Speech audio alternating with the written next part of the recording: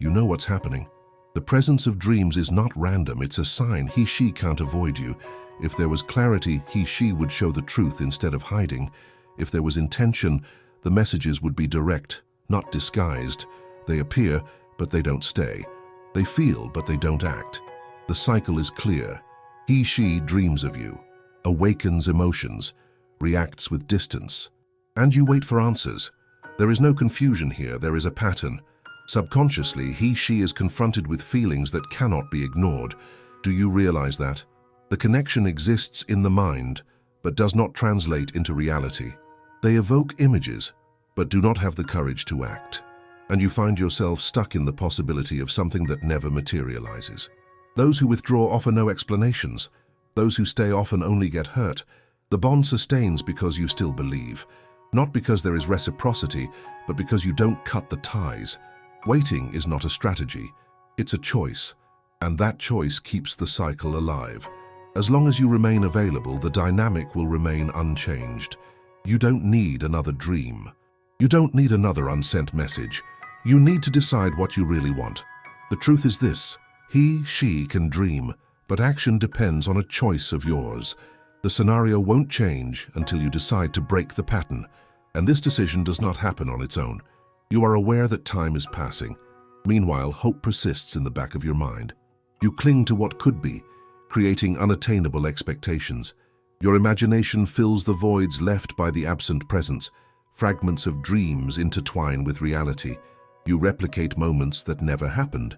He/she laughs, and you smile in response. The touch is just a memory. The words echo like a mantra, repeated until they lose their meaning.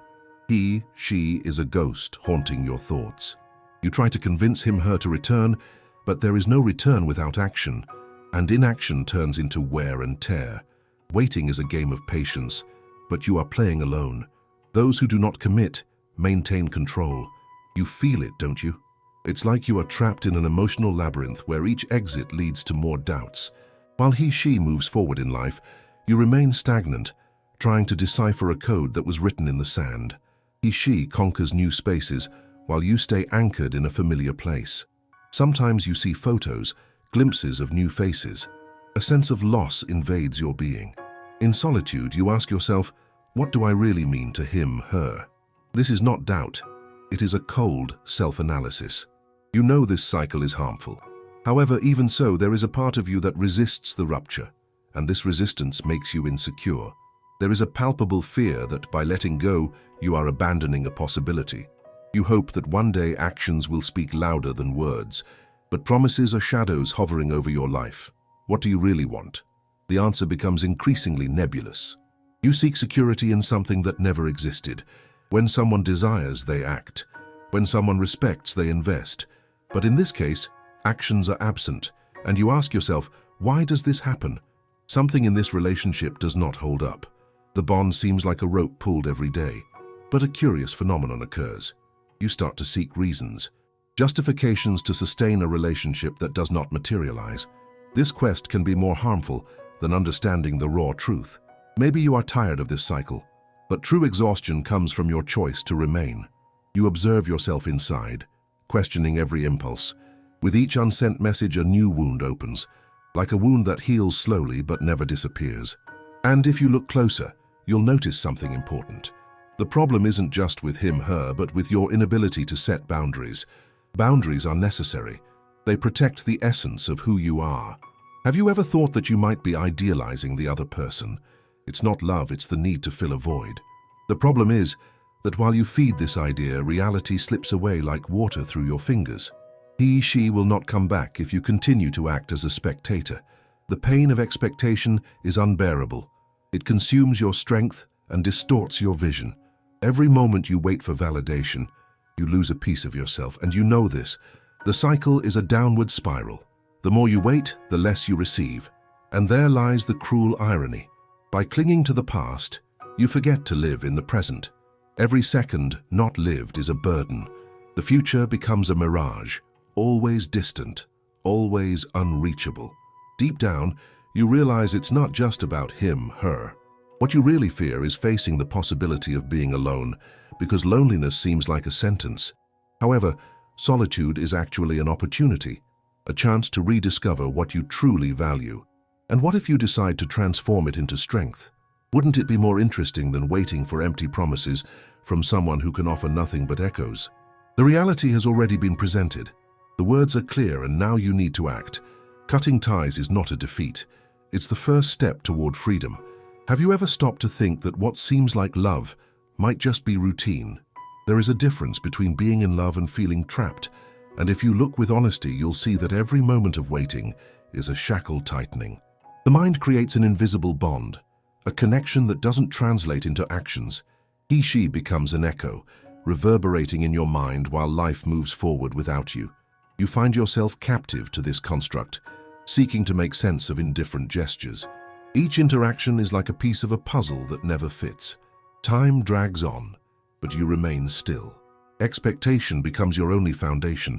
It's a vicious cycle where infused hope brings nothing but disappointment. You love the idea, but the reality is vexing. He/she may have a full life outside of yours. New relationships, new experiences, and here you are counting the days as if each awaited hour were an investment that won't return. The truth is harsh. While you dream, he/she simply lives, and the comparison arises. Why doesn't he/she do this for me? Social media hammers your insecurity. The smiles you see, the interactions you never had, the moments you will never share. They appear like ghosts of what could have been. You try to protect yourself, you raise barriers, but they are made of glass. The fragility of your defenses is evident. He/she touches but doesn't commit. You question yourself repeatedly, where do I fit in this scenario? The answer is uncomfortable. In this plot, you are a passive spectator, looking at the screen, hoping to see something that never arrives. The lack of reciprocity is a deep thorn, a wound that bleeds slowly but you refuse to heal. When someone ignores you, you seek to understand. But understanding does not change the fact that the true connection has already been set aside. What you feel is a shadow, a reflection of something that should exist, but doesn't. And life goes on. The seasons change. People come and go. You find yourself in circles. While the world spins, you are stuck in a cycle of unfulfilled promises. And insensibly, you begin to wonder if this is your only option. There comes a point when you realize that the struggle is solitary. The despair increases. You seek solace in conversations with friends, but the echo inside you remains. No one can fill that void. The need for validation becomes a burden. Every ignored message, every prolonged silence weighs more. You feel like a spectator in a movie that never ends, a story where the protagonists never meet. And then an epiphany occurs. Love requires action, not just words and promises. You begin to question if love exists, if it doesn't manifest in acts. The reality is clear. Loving someone who doesn't act is losing yourself. You imagine yourself taking action, cutting those ties. After all, by letting go, you allow the new to come in. Movement creates space. A new narrative unfolds from the decision. It's difficult, I know. That internal resistance. The fear of abandonment screams, but the pain of inaction is even more intense. And when you finally decide to turn off the light in that dark room, something changes. You become the protagonist of your own life. With each step taken towards freedom, the pressure lessens. The burden decreases. You realize you are alive. And as you look back at yourself, you discover your own passions, your own desires. The bond you thought was love was, in fact, a prison. Now, each day becomes an invitation to rediscover yourself. The world around you becomes colorful again. The possibility of something different becomes real. Expectations no longer define your worth. You look ahead, not with hope, but with intention. The future is not a mirage, but a field full of potentials to be explored. And, little by little, loneliness transforms into autonomy. Freedom becomes your new mantra. Every small decision accumulates. You learn to say no. You understand that you don't need to wait for those who don't commit. And thus you begin to build new bonds, relationships based on mutual respect and action. What seemed like the end is, in fact, a new beginning. You start to believe again in what is real. And meanwhile, those lost dreams begin to dissipate, replaced by a new narrative, one that you truly control. The unsent messages become irrelevant. The weight of the past dissolves. You take ownership of what is yours. And deep down, you know that change requires courage. The courage to let go. Reality has already been presented. The choice is yours. The unsent messages become irrelevant. The weight of the past dissolves. You take ownership of what is yours. And deep down, you know that change requires courage. The courage to let go. Reality has already been presented. The choice is yours. But what happens when the echoes of the past try to resonate again? You see a notification. It's a message, a warning that that person is still there in your contact list. The initial impulse is instant, a mix of expectation and apprehension. You feel the adrenaline rising. That old familiarity comes to the surface. You try to rationalize what you feel. It's just a message. But the truth is, the memories are there. The laughs, the shared moments, a mirror of the idea you cultivated about love. This memory is not just about him or her, but about who you were at that time. The version of yourself that believed in promises, that saw the future with hope. A sweet and bitter nostalgia. The message turns into a ticking time bomb. Each second seems to drag as you evaluate your options. Reply, ignore. What would each decision mean? You find yourself lost in the emotional maze you built, an endless cycle of unanswered questions. And then the doubt arises. Do you really want to go back to that place? That space which, no matter how cozy it seems, is full of shadows? The feeling is almost one of betrayal to yourself. How can you, after everything you went through, be here thinking again about opening a door that seemed to have been closed forever? You take a deep breath, trying to absorb the reality. It's time to confront what's happening inside you. For every impulse response, there is a deep reflection. The truth is, you don't need this. The comfort of unfulfilled promises does not compensate for the pain of what did not materialize. Remember, actions fail where words fail. And here you are, in the old pattern, sinking exactly in the same murky waters. You imagine yourself responding. The words flow, but at the same time logic screams that this is not the solution. Vulnerability presents itself as an invitation, and the light of reason flickers. You hesitate, and this is part of the process. In this pulse of feelings, something begins to change. You realize that every time you contemplate the idea of returning to the past, you will need to ask a crucial question. Who does this serve? And the answer manifests itself clearly. It serves someone who is not willing to commit, someone who will prefer to continue navigating the surface while you seek depth. This thought is revealing, a fissure in the fog of insecurity, because it's not about them, it's about you, about what you are willing to accept and what you no longer accept. This moment of understanding brings a new layer of strength. It is an awakening. As you look at your phone screen, you see more than just a simple notification. You see the chance to reaffirm your new identity.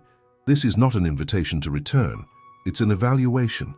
You are in control. You put the phone aside. Not because you are running away, but because you choose to protect yourself. From this moment on, you reflect. What really matters now? What are your passions, your desires? You discover that there is a vibrant world beyond this connection that has been calling you. A world that does not depend on someone else's validation. A stream of possibilities forms in your mind. Trips you want to take, hobbies you abandoned, friendships you could nurture. Life is not just about a relationship, but about you. And most importantly, every small step you take on this journey of rediscovery becomes an affirmation. And so you decide. Memories do not need to be erased, but should be recontextualized. They do not define your future. They are not prisons, but steps that brought you here. You begin to rebuild your narrative. A story where you are the active protagonist, not a passive spectator. Days pass. The resistance diminishes. Understanding that you are not alone is liberating.